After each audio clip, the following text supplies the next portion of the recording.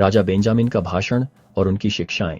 और अब ऐसा हुआ कि जब राजा बेंजामिन ने प्रभु के दूत द्वारा दिए गए वचनों को बोलना समाप्त कर दिया तो उन्होंने भीड़ पर चारों ओर अपनी नजरें दौड़ाईं और देखा वे प्रभु के भय से पृथ्वी पर गिर पड़े थे।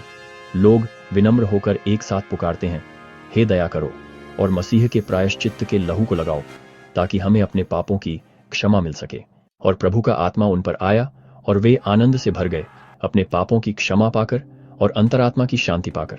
राजा बेंजामिन फिर से उन्हें अपने बाकी शब्दों को ध्यान से सुनने के लिए प्रोत्साहित करते हैं।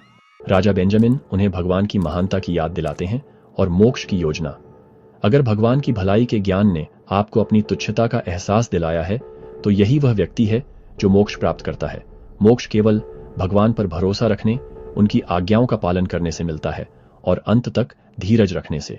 राजा बेंजामिन ईश्वर में विश्वास और पश्चाताप पर जोर देते हैं।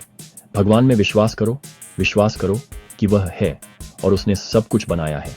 विश्वास करो कि तुम्हें अपने पापों से पश्चाताप करना चाहिए और उन्हें त्याग देना चाहिए।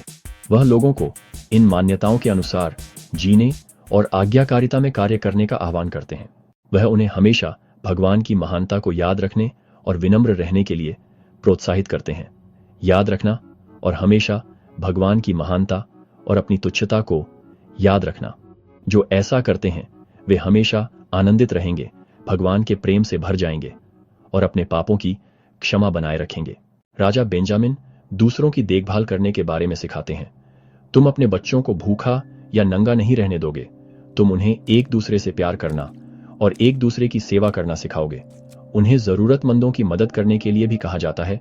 भिखारी से मुंह नहीं मोड़ना।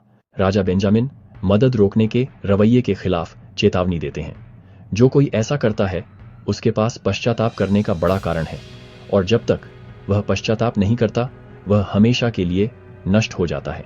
राजा बेंजामिन इस बात पर जोर देते हैं कि हम सब भगवान के आगे भिखारी हैं, हर चीज के लिए उन पर निर्भर हैं।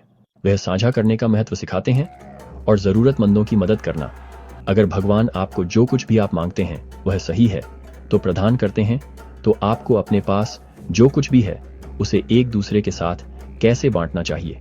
हम भगवान द्वारा दिए गए संसाधनों के प्रबंधक हैं और हमें जरूरतमंदों के साथ साझा करना चाहिए। वह सभी चीजों को बुद्धि और व्यवस्था से करने का आह्वान करते हैं। देखो कि ये सब काम बुद्धिमानी और व्यवस्था से किए जाएं, क्योंकि यह आवश्यक नहीं है कि एक आदमी अपनी ताकत से तेज दौड़े। सब कुछ परिश्रम से और भगवान की आज्ञाओं के अनुसार किया जाना चाहिए। राजा बेंजामिन ने भगवान की आज्ञाओं को याद रखने के अंतिम आह्वान के साथ अपना भाषण समाप्त किया। यदि तुम खुद पर और अपने विचारों और अपने शब्दों और अपने कर्मों पर ध्यान नहीं देते तो तुम्हें नाश होना ही चाहिए। और अब हे मनुष्य, याद रखना और नष्ट मत होना। लोगों को धार्मिकता से जीने और हमेशा भगवान को याद रखने का आदेश दिया गया है।